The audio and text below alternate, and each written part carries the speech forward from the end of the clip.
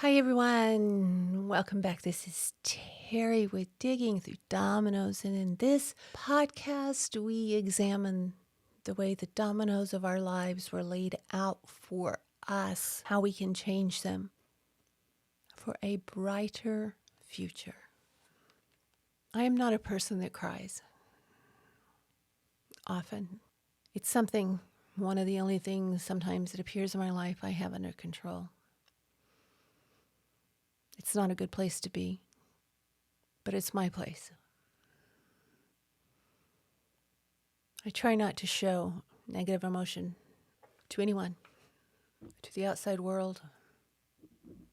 That only leads to conflict which brings about things that at times I don't want to think of. Something happened last night, though, that I thought was very strange. I wanted to let you know about it, and a couple of other things. As I said, I don't cry much. For those of you that are watching this on YouTube, I'm not sure if you can see the bruise on my finger right here. It's on my index finger for those of you listening, and it's between my first and second joint. Not my index finger, my middle finger. It's on my first and second, between my first and second joints. I was in the kitchen trying to get something to put a very hot pot on when I turned the wrong way, and I just nailed my finger on the corner of the island. And as I said before, crying is not something I do willingly or easily. That emotion has been locked off from me for the most part since my grandson and my since my grandson and my parents died. Last night was different. It's been pretty stressful for a variety of reasons around here. Reliving situations. I'm also reading or listening to Viola Davis's book that I believe is called Finding Me. Boy, I recommend this book. It's encouraging, it's eye-opening, it's captivating. But she tells of everything that she went through as a child and young adult. And I'm mortified, and I can relate to her on many levels. So that book's been heavy on my mind. And as I said, there have been a lot of things heavy on my mind these last couple of weeks, these last couple of months. When I hit my finger, it was a square-on hit, and it dropped me to my knees. Generally, I wouldn't have cried. But the strangest thing happened. I didn't just have one or two tears fall. I went into a pretty convulsive, all-encompassing. There's a hair on my microphone. What the heck? Pretty all-encompassing sob. Body sob. I hit the tile floor with my knees, which is hard with the broken leg and the injuries my body has sustained through the years, mainly the last couple of years. But I hit the floor. The pain was so intense. And Jeff was sort of raised his voice and stop crying. I've had worse injuries than that. I've been hurt worse than that all my life. Stop crying. Just breathe and calm down. I finally was able to say, please, don't yell at me. I'm not yelling at you. And then I think he realized he was yelling at me. I turned the best I could. I got up the best I could. There was a bar stool at the end of the island, and I sat on it. I put my hands on the wood of the island, and my head in my hands, and I cried, and I cried, and I cried. It was really strange. I think it was somewhat close to a panic attack, one that I've never experienced before. Doing this podcast can be very difficult at times because it brings up a lot of what I have gone through. The book that we are in on emotionally absent mothering has hit hard, and I've had to take breaks from it. You know, I thought with all my therapy I had things under control. I don't. I have them locked away. And I realized more of that last night. I sat there and I felt like I was in Back to the Future, in the car, flying through the universe, flying through time. And things were coming after me. It felt like, I guess the best way I can describe it, that there were tunnels shooting off and memories were coming up and hitting me in the face. Memories of being yelled at. Memories of accidents. My throbbing finger. Being on my motorcycle and being afraid because I couldn't see. My grandson dying. My parents dying. Clients that won't pay. The uncertainty of life hit me square in the face. And although I tried to hold it in, I couldn't do it. It just came out, and it kept coming out. During dinner, Jeff kind of calmed down and was much more pleasant. Although he kept trying to do things for me, and I don't like that. I don't like to feel like I can't do something. Whether it's putting dinner on my plate or filling my water bottle up, I don't like that. If I need help in some way, I'll ask for it.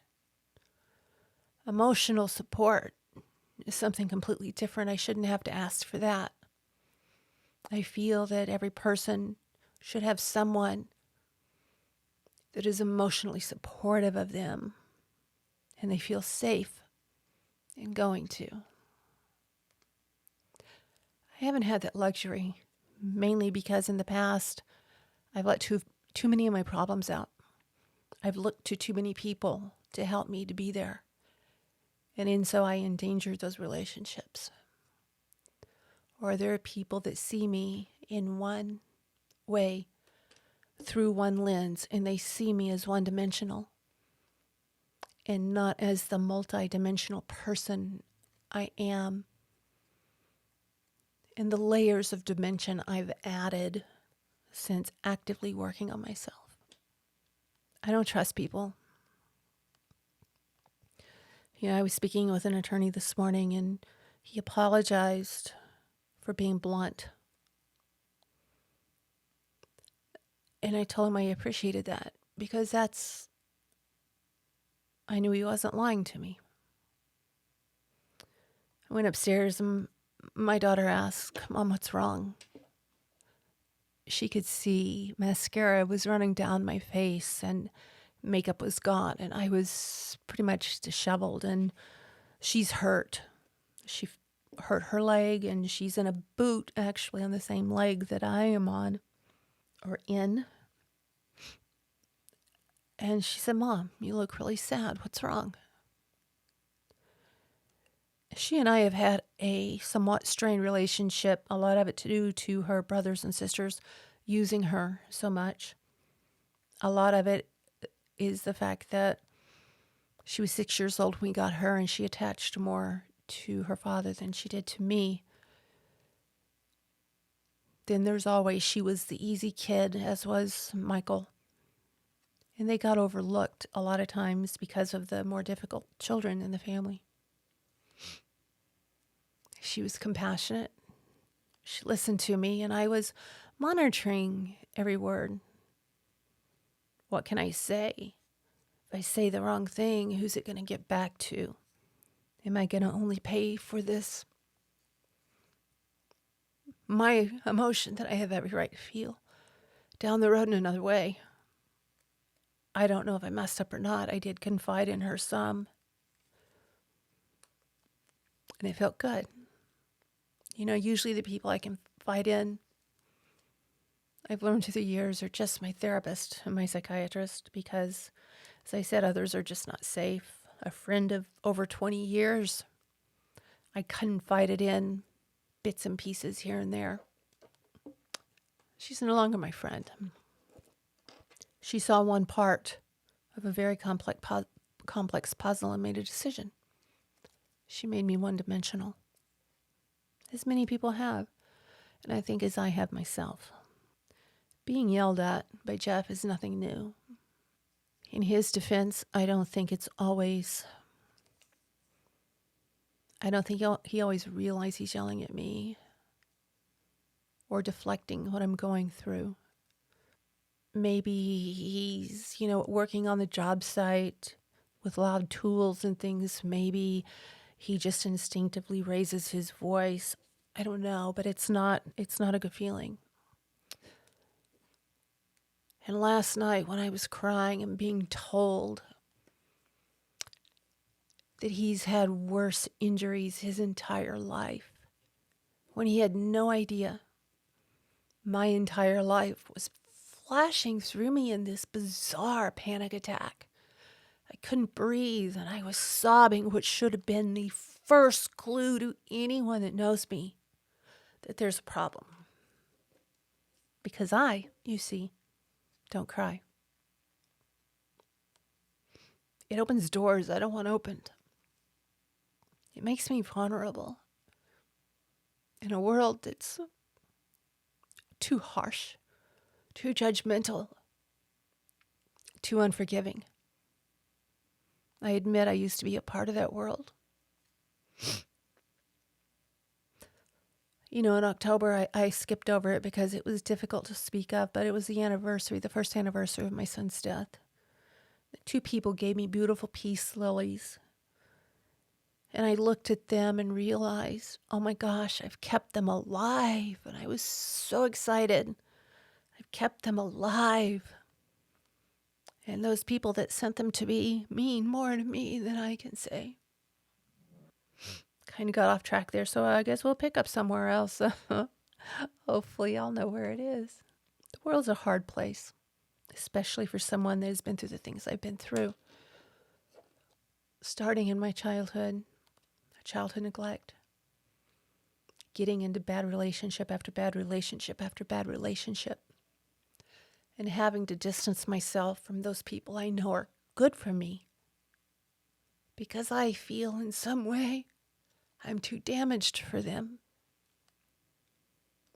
I'm trying to make new friends. It's hard because I don't trust. When you can't trust the people that you should be able to trust the most, and they're telling you horrible things about yourself, how can you even trust yourself? I was asked a lot of questions today concerning an event,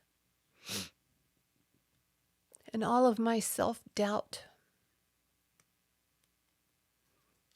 came into play, not on the other party's, I don't know how to, not because of the other party, but my self-doubt of remembering things, being able to remember things because I've been gaslit for so long by so many people. I pride myself on thinking I can recognize gaslighting. In a lot of ways, I can recognize gaslighting. With Margot, I knew instantly when she was gaslighting me most of the time. I see gaslighting with other people now, and I know, but that feeling of being gaslit is always around you if you've experienced it. And when you realize that that's what it is, and you've been in that period of doubting yourself, I think even if you heal, you always doubt yourself because someone has always made your world unreliable. My parents did it. My husband's did it. Yes, it was plural. My children did it. And in trying to answer questions today, what should have been a very simple task was complex. I feel I let everyone down, although I know I didn't. They don't know the things that haunt me. Some of the times I don't even know the things that haunt me. Sorry, guys, I'm crying like a baby here. Do any of you ever feel lost in this huge world? You know, I realized with all the crying last night that came from nowhere, I'm still trying to hold pieces together and present a healed front when everything that has happened to me over the last few years has done everything to destroy any healing I've had. It hasn't done it. I know I'm much more healthy in every way than I was before. But the doubt is what got me. Why do I doubt? Is it the way I'm being questioned? Is it because I've been gaslit for so long? Or would that be gaslighted? I don't know. It doesn't really matter, I guess. If any of you feel that way, drop in the comments. Let me know. I felt today I really wanted to be transparent. I always want to be transparent because when you're not transparent, that's what happens. I mean, things end up biting you in the butt when you're not truthful and transparent. I wanted you to see me with, if you're watching this video version, with my makeup faded, my hair a mess, and let you know that even though today may have gotten totally turned around, starting with last night, and that just, I'm going to talk to my therapist about that because I have never in my life experienced a panic attack like that. I've had them where I feel the walls coming in.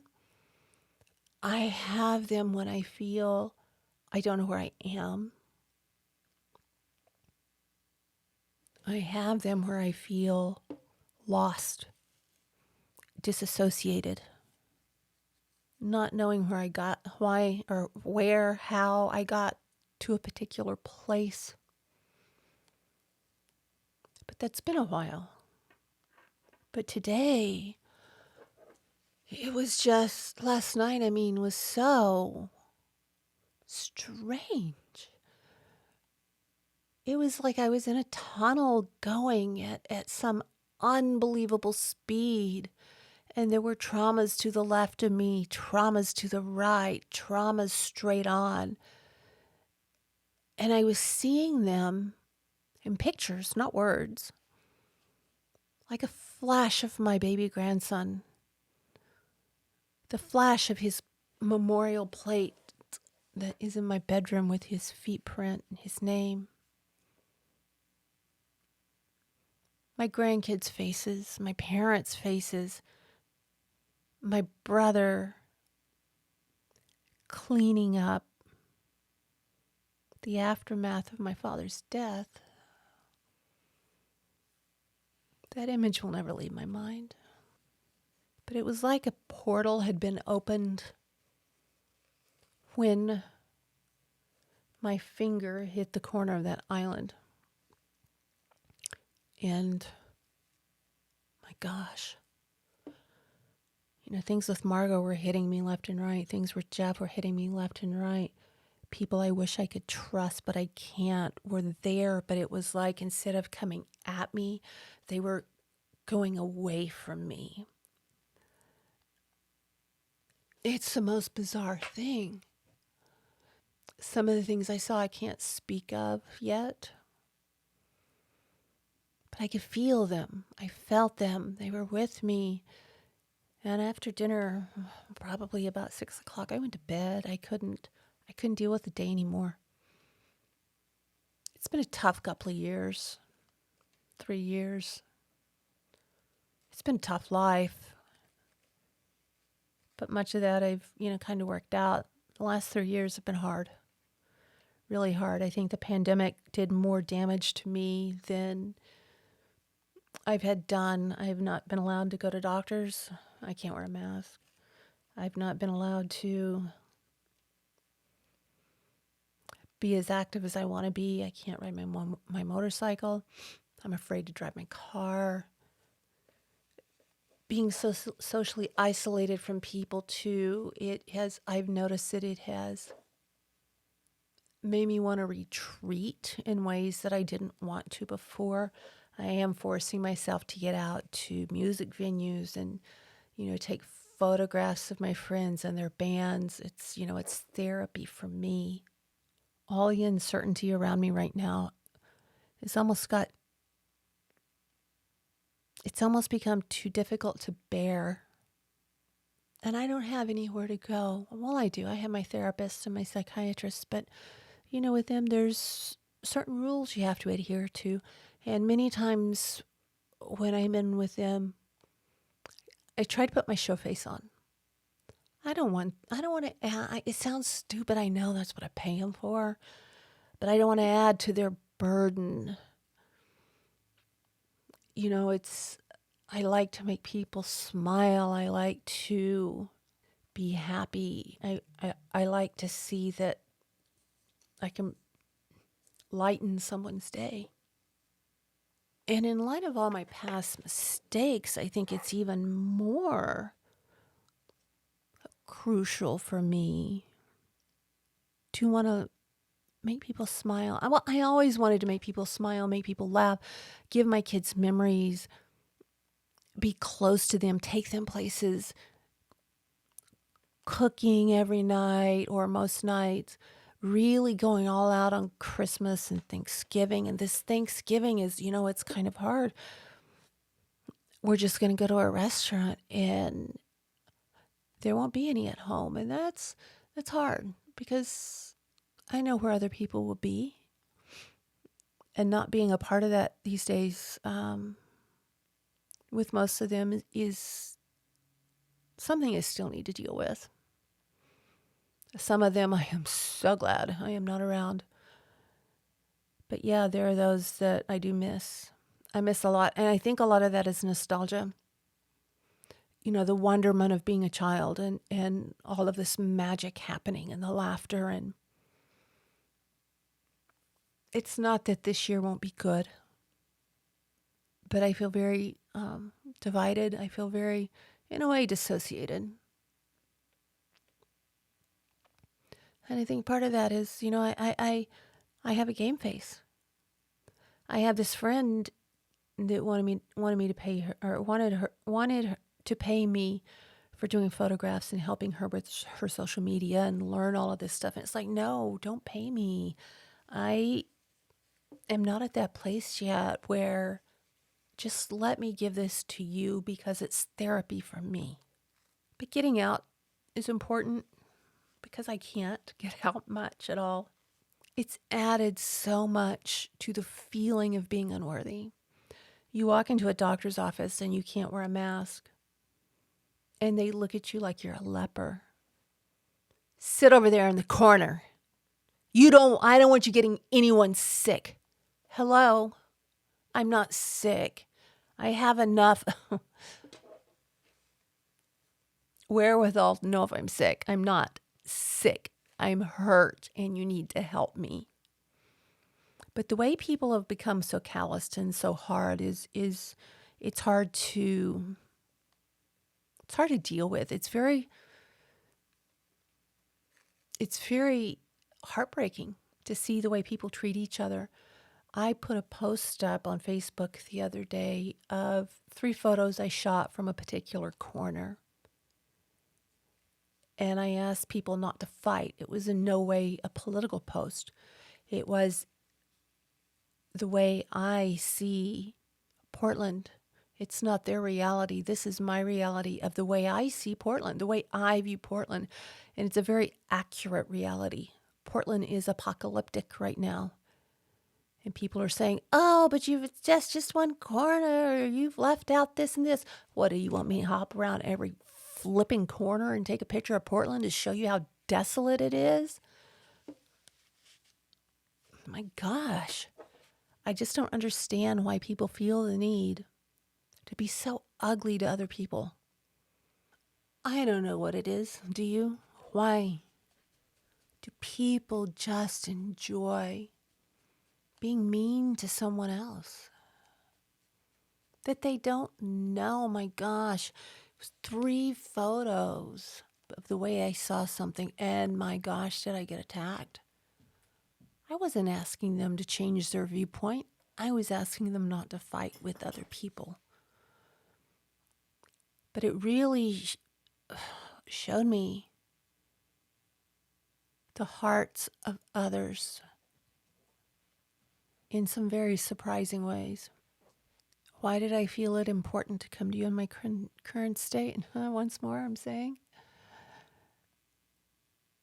transparency. Seeing someone broken, that at times can be so put together. Makes me wonder, how healed am I? I know I'm healing. I know I'm better than I was. But I'm letting the outside world tell me who I am. That's unacceptable. I am still susceptible to it. It puts me right back into child mode many times, or trying to survive mode, when I should be in the mode of recognizing my achievements, recognizing how far I've come, and to stop allowing others to make me feel I need to take their reality on as my own. I have a trip coming up in May. It's going to be a solo trip abroad. A friend of mine may go with me, and I really hope so. That, I think, is going to do wonders for my self-confidence. Finding things, I know I can do things. I know, but I end up doubting myself so much. And then someone will say a triggering word, or I hear a triggering tone, and it's like meltdown. That's not who I am anymore. Yeah, someplace on the inside, there's still that 5-year-old wanting validation. There's still that 30-year-old fighting gaslighting. Heck, I was gaslighted hot and heavy more than ever from 2019 until 2021. The difference being, I recognize that at a point. I did allow some of it, and things just didn't add up, and I recognized that and got out of that situation. And it's what I'm still healing from, because that situation actually brought me great healing in certain areas of my life. They had not healed. They were still open caverns waiting for something to fill them. I need to realize, you need to realize, we're enough. If we're living in the past, ooh, my finger hurts. It hurts. It hurts. Look at that. Oh, puppy, that hurts. If we're living in the past, I think things can happen like happened last night. I mean, it's there's so much I don't let out. I have no one to speak to. I cannot speak to my husband. I can't speak to my children. I won't speak to my children. They don't need to shoulder my journey. They don't need to shoulder my pain. I want them to be able to witness the growth on their own. I think they have. My son's very protective of me, very protective and very blunt about it. In some areas, it's like, Mom, maybe you're too old to be doing this. And I'm thinking, if I didn't love you so much, I might slap you right now. I'm so appreciative for my children and my life. And, I see Viola Davis in How to Get Away with Murder. I see her now. I see the part she plays and how much she drew on her childhood and her personal life for so many of the scenes, so much of the characters in this show. And I think of that little girl with no electricity and no heat that was bullied and made fun of. And look where she is now. People like that give me hope. I was going to say I don't really have anyone in my life that I really want to emulate, that I want to be like. But I do. There are a couple of people I would love to be like, and but my fear is always in, am I being true to myself, or am I trying to pull off a facade, which I don't want. I'm trying to take those cloaks off. But when I do take some of those cloaks off, they're stuck. And it can be very painful, completely removing them. I really hope that some of you can find value in the things that I share, especially when it's off the cuff like this. In going through that book, The Emotionally Absent Mother, there were times I had to just hang it up. Things hit me, like I said, I thought I'd worked through, but when you read them and when you're questioned about it, it hits you in a different way. When you have to answer questions that someone else has formulated and you're thrown off because you've been gaslit all your life, or you're made to think of something really hard and you're trying to get it right and your mind just can't remember. You know what? That's okay. That's okay. We only have so much room in our minds for memories. Sometimes I think the bad memories are good to keep alive. They remind us how far we've come. But we can't let them control us in how far we can go. They need to be able to boost us and not hinder us. But for that to happen, we have to recognize them and allow it to happen. We have to allow the growth, like I see in the peace lilies. What a wonderful name. I looked at them, and the people, like I said, the people that gave them to me, one was anonymous at first and then came forward, are people that mean so much to me. And I connect them with my son. And when I look at them, I see love. They loved me. They loved my son. They loved and understood my pain and my mourning. Not only the death of my son, but a city and a system that let him down and allowed that to happen. And I'm normally not one that's good with plants. Somehow I've kept them alive, and to look at them brings me peace. And they make me smile because I know at least one moment in time, someone was thinking about the way I must have felt. And that's not something that happens often. I'm seeing it with my son a lot of times, although he's much more quiet. And he recognizes, and I think he realizes the past and the mistakes I made, the mistakes the family made, the mistakes that led us to where we are now. And he realizes I did my best. And I think my daughter's coming to realize that much more every day. I think one of my greatest fears that was brought up when I hit my finger last night and I had that panic attack was the fear of breaking again and losing ground. Okay, so let's analyze this. I broke. I lost everything in my life.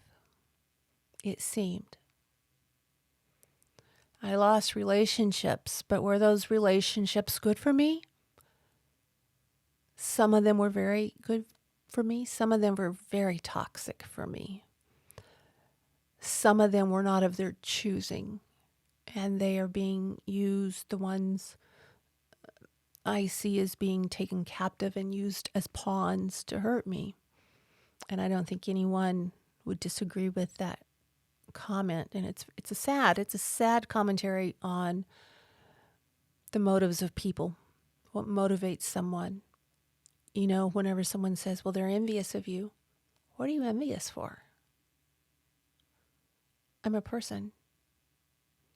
I've gone through tremendous struggles, tremendous pains, tremendous triumphs.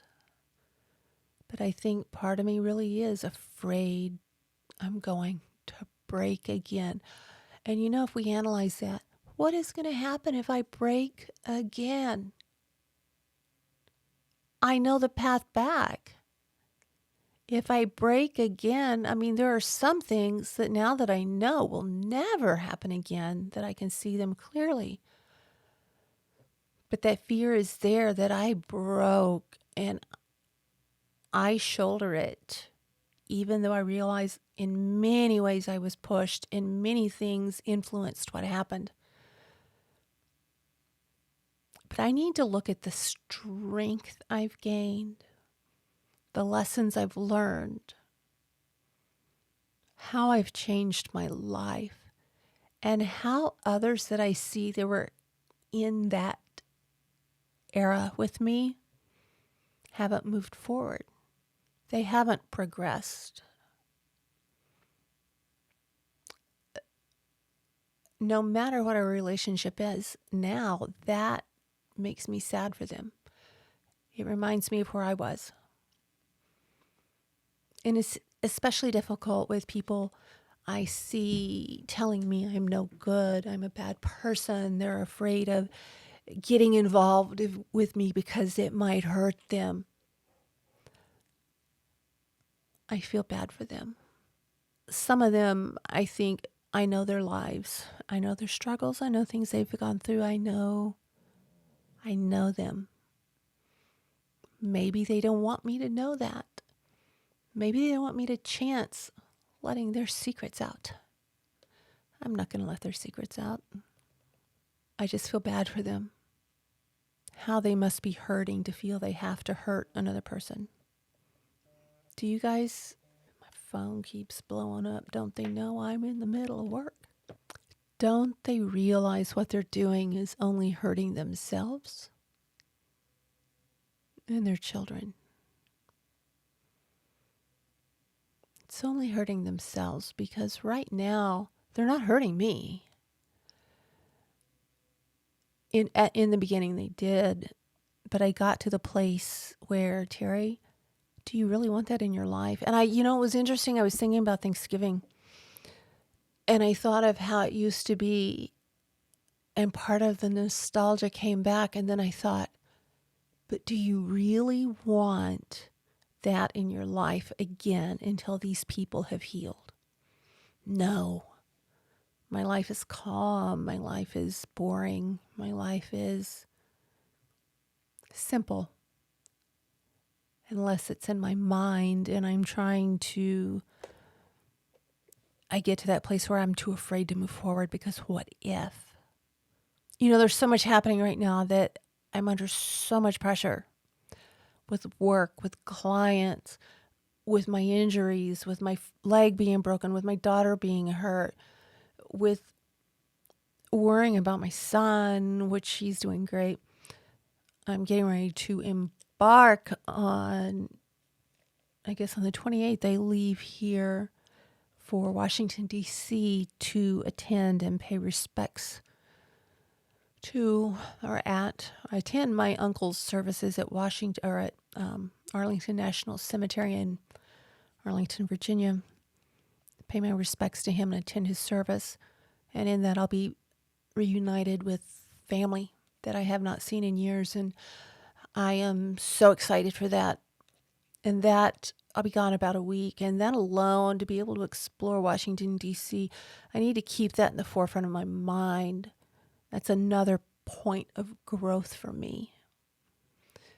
I'm not running away from anything. I'm running to something. I'm embracing that time to work on myself, to reunite with my aunt and my cousins, to be able to say final goodbyes to my uncle who fought so hard for this country, and see things that I would never before be allowed to see. And then I look forward to traveling abroad this spring. It's a bucket list destination for my birthday. My birthdays historically have been horrible. Absolutely horrible, filled with drama and trauma. My birthday, Mother's Day, I really can't think of one good one. And that's selfish. And I think a lot of that comes from a child was not celebrated by their parent. So I understand that, and I understand not everyone sees my important days as importantly as I see them. And I realize I don't see things that are important to other people the way they see them. That's something I need to work on. I can't control what anyone else sees, thinks, does, or feels. I can only control what I see, think, feel, and the way in which I react. It's a scary world, guys. So I guess my main message in this would be, I look at my life now and how far I am from when I broke. I'm a completely different person. I have learned and grown so much. It is unbelievable. I've become a person I never thought I could become. We all have setbacks. We all have a day or two, sometimes the longer, where something creeps in and makes us feel inadequate, and it's the way we respond to it. I think I need to grieve certain aspects of the way I responded yesterday and today, and I need to, if those things are stuck in me, I need to relive them. I need to let them out. I need to look at them. I didn't know they were stuck in me, and I don't want to explode again, even though I know I won't spiral as I did before. I don't have as much to lose as I did before, because my mentality on what I have has greatly changed. I have myself. I never had myself before. You have yourself. Look in there. How far have you grown? Some of you people that are commenting and emailing me have grown so far because you're noticing things. And I'm here to tell you I'm proud of you. I'm proud of me. I guess this is just a great big old therapy session for us all. And on that note, I have another therapy. Yeah, I went to school therapy. I have another therapy session coming up in 7 minutes. There's going to be more crying in that one. So thank you, everyone. Each and every one of you, thank you. I wish you a wonderful, wonderful, warm, happy Thanksgiving. And I will talk to you soon. Be safe, everyone. Have your own back. You've got this.